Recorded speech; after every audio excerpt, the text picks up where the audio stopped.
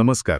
आज आपण एका अशा व्यक्तिमत्वाबद्दल जरा खोलवर बोलूया, ज्यांना आधुनिक इतिहासातले कदाचित सर्वात यशस्वी गुंतवणूकदार मानतात. पण त्यांचं नाव तसं फारसं कोणी ऐकलेलं नाहीये वॉल स्ट्रीटच्या बाहेर. हो. ही गोष्ट आहे ग्रिगोरी झुकरमन यांच्या एका भारी पुस्तकातली, the man who solved the market, how gym Simmons launched the quant revolution. अगदी. आणि ही आहे ना नेहमीच्या गुंतवणूक कथांपेक्षा खूपच वेगळी आहे. म्हणजे इथे असं नाहीये की कंपनी कशी चालली आहे किंवा पुढे काय करणार आहे याच्यावर अंदाज बांधलेत. नाही, इथे आहे शुद्ध गणित, प्रचंड डेटा आणि कम्प्युटरची ताकद वापरून बरोबर काही भन्नाट लोकांनी बाजाराचं कोडं कसं सोडवलं त्याची ही थक्क करणारी कहाणी आहे. चला तर मग सुरुवात करूया कथेच्या नायकापासून. जिम सायमन म्हणजे वॉल स्ट्रीटवर येण्याआधी ते कोण होते? कारण त्यांची पार्श्वभूमी फायनान्सची नव्हती, बरोबर? अजिबात नाही. सायमन हे मुळात जागतिक कीर्तीचे गणितज्ञ होते. म्हणजे हार्वर्ड, MIT अशा टॉपच्या ठिकाणी शिकवलेलं आहे त्यांनी. अच्छा. इतकंच नाही तर शीतयुद्धाच्या काळात अमेरिकेसाठी कोड ब्रेकर म्हणून सुद्धा काम केले त्यांनी. NSA साठी अत्यंत गुप्त काम होतं ते. कोड ब्रेकर म्हणजे? हो, म्हणजे मोठमोठ्या किचकट माहितीतून अर्थपूर्ण पॅटर्न्स किंवा काय म्हणतात त्याला संकेत शोधून काढणं यात ते एकदम एक्सपर्ट होते. म्हणजे हे कौशल्य तर त्यांच्याकडे आधीपासूनच होतं म्हणायचं. बरोबर. आणि मग त्यांनी हेच कौशल्य एका पूर्णपणे वेगळ्या जगात वापरायचं ठरवलं. शेअर बाजारात. हे कधी झालं? म्हणजे कसं? हो, साधारण वयाच्या 40शीत म्हणजे 1978च्या आसपास त्यांनी अकॅडमिक्स सोडलं. काहीतरी वेगळं करायचं होतं त्यांना. मग 1982मध्ये त्यांनी रेनेसान्स टेक्नॉलॉजीज नावाची एक फर्म सुरू केली. सुरुवातीला ती सामान्य ट्रेडिंग करायची. पण सायमन यांच्या डोक्यात एक वेगळीच म्हणजे क्रांतिकारी कल्पना होती. काय कल्पना होती ती? त्यांना खात्री वाटत होती की बाजारात जी वरवर अनियमितता दिसते ना, म्हणजे रँडमनेस. हो, गोंधळ वाटतो तो खरा रँडमनेस नाहीये. त्यात काहीतरी लपलेला आहे.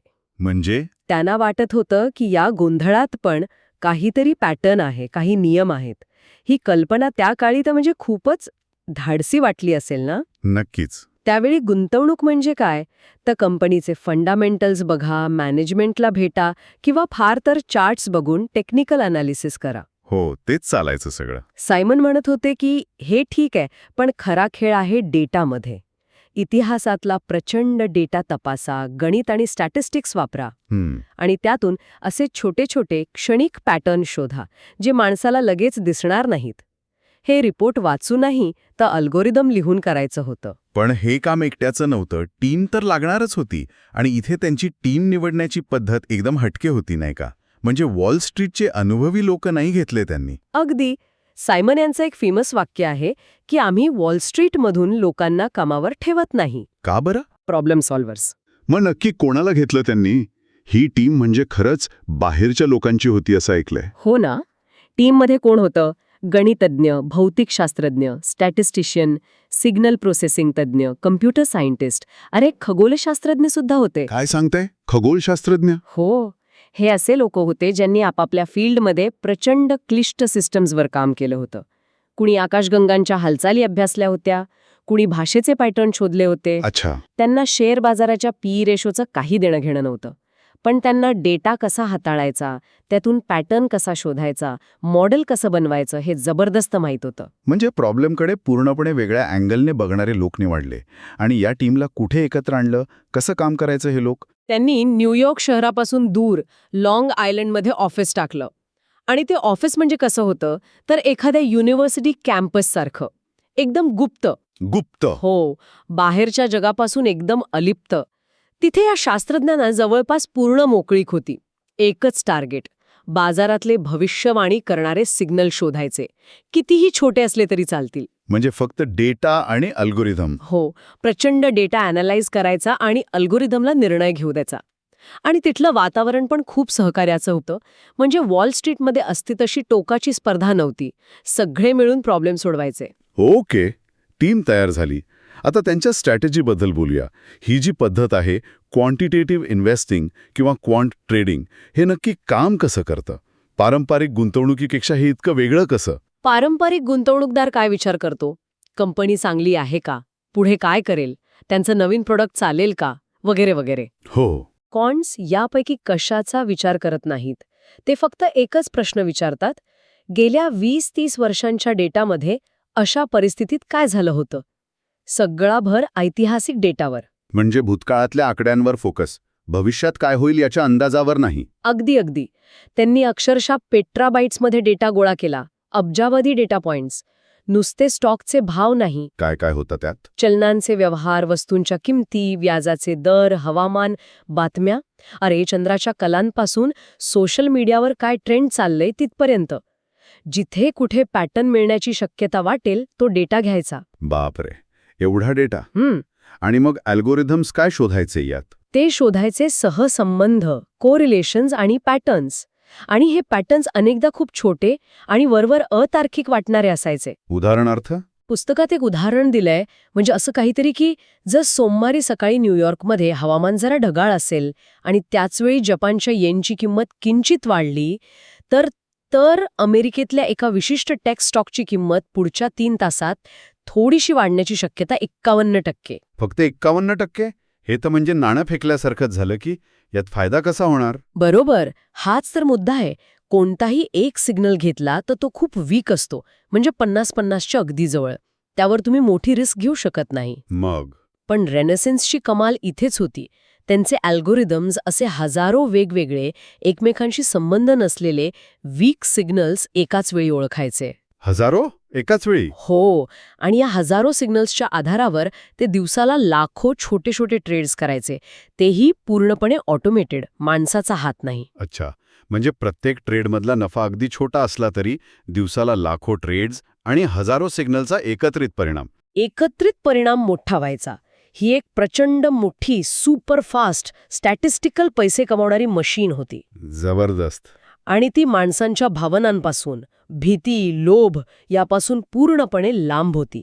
मॉडेलने म्हटलं बाय तर बाय, म्हटलं सेल तर सेल, विषय संपला. आणि या सगळ्याचं फळ म्हणजे त्यांचा तो प्रसिद्ध मेडॅलियन फंड. याची कामगिरी तर म्हणजे दंतकथाच झाली आहे. काय नक्की आहे? मेडॅलियन फंड हा म्हणजे रेनेसान्सचा क्राऊन ज्वेल आहे. सगळ्यात गुप्त आणि सगळ्यात यशस्वी फंड. 1993 पासून तर तो फक्त कंपनीचे कर्मचारी आणि अगदी मोजक्याच लोकांसाठी आहे. बाहेरचे लोक त्यात पैसे टाकू शकत नाहीत. का? एवढा यशस्वी असेल तर? एक तर स्ट्रॅटेजी गुप्त ठेवायची असते, आणि दुसरं म्हणजे फंडचा आकार खूप वाढला तर स्ट्रॅटेजीची परिणामकारकता कमी होऊ शकते, असं त्यांचं म्हणणं आहे. आणि याची कामगिरी? आकडे काय सांगतात? अविश्वसनीय आहे म्हणतात? अविश्वसनीय हा शब्द खरंच कमी पडेल. 1988 ते 2018 म्हणजे 30 वर्ष. या काळात मेडॅलियन फंडने फी कापायच्या आधी सरासरी वर्षाला 66% परतावा दिलाय. काय म्हणताय? हो. आणि त्यांची फी पण जगातली सगळ्यात जास्त आहे. 5% मॅनेजमेंट फी आणि 44% प्रॉफिट शेअर. एवढी प्रचंड फी कापून सुद्धा गुंतवणूकदारांना नेट परतावा मिळालाय सरासरी वर्षाला 39%. वर्षाला 39% सरासरी 30 वर्षांसाठी. हे अद्भुत आहे. आपण जर तुलना केली तर वॉरन बफे. हो, बफे ज्यांना एवढं महान मानतात, त्यांचा सरासरी परतावा साधारण 20% आहे. आणि बाजाराचा इंडेक्स S&P 500 वगैरे तो तर साधारण 10% असतो. हो, त्यामुळे 39% म्हणजे अक्षरशः पैशांचं झाडच. आणि त्यांनी एक ब्लॅक बॉक्स बनवला होता म्हणायचं. म्हणजे आत काय चाललंय ते कळत नाही, पण बाहेर पैसे येतात. अगदी. आणि सगळ्यात भारी गोष्ट काय माहितीये? काय? मेडॅलियनने हे फक्त चांगल्या काळात नाही केलं. जेव्हा मार्केट कोसळलं, म्हणजे 2000चं .com बबल किंवा 2008चं मोठं संकट. हो, तेव्हा तर मोठे मोठे फंड बुडाले होते. पण मेडॅलियन फंडाने त्या काळात सुद्धा पॉझिटिव्ह रिटर्न दिला. जणू काही बाहेर काय चाललंय याच्याशी त्यांना काही देणंच घेणंच नव्हतं. हे खरंच अचाट आहे. या सगळ्या कहाणीतून म्हणजे या यशामागची महत्वाची सूत्र काय वाटतात? आपण काही पॉइंट्सवर बोलू शकतो का? पहिला मुद्दा मला वाटतो तो म्हणजे टॅलेंट कुठे शोधायचं. सायमननी नेहमीच्या वाटेनं न जाता अनपेक्षित ठिकाणी हुशारी शोधली. अगदी बरोबर.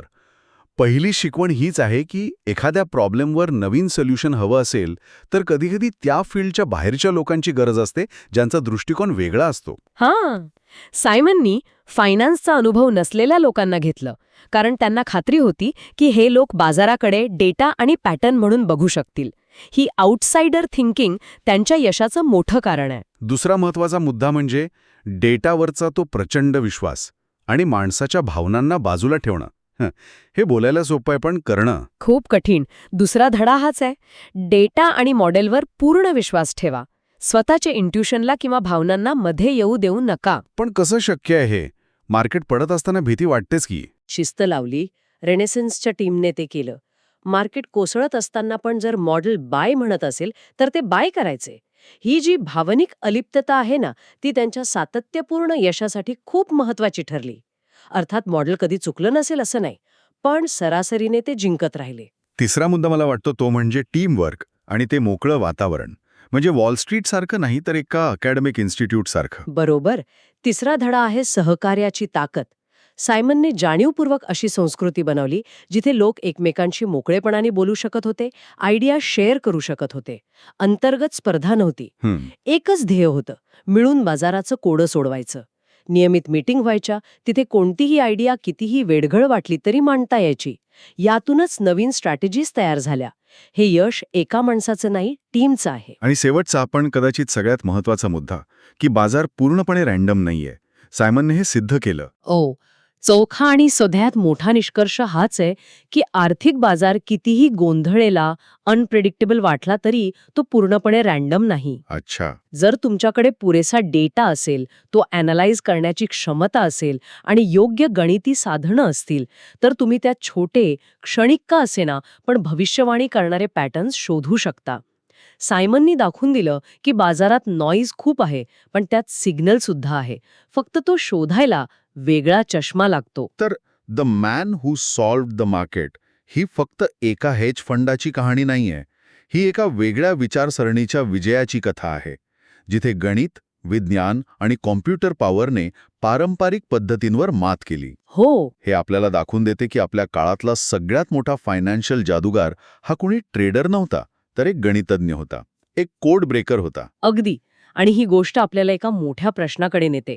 जर बाजारासारख्या क्लिष्ट सिस्टीममध्ये डेटा आणि माणिताने छुपे पॅटर्न सापडतात, तर आपल्या आजूबाजूच्या जगात, मते विज्ञान असो, समाजकारण असो, बिझनेस असो किंवा आपलं रोजचं आयुष्य, अजून असे कित्येक तरी पॅटर्न्स आणि संकेत लपलेले असतील. बरोबर. जे योग्य टूल्स आणि वेगळा दृष्टिकोन वापरला तर उलगडता येतील. कुठे कुठे डेटा आणि गणित आपल्याला काहीतरी अनपेक्षित, काहीतरी नवीन दाखवू शकेल. हा विचार करायला लावणारा प्रश्न आहे, नाही का?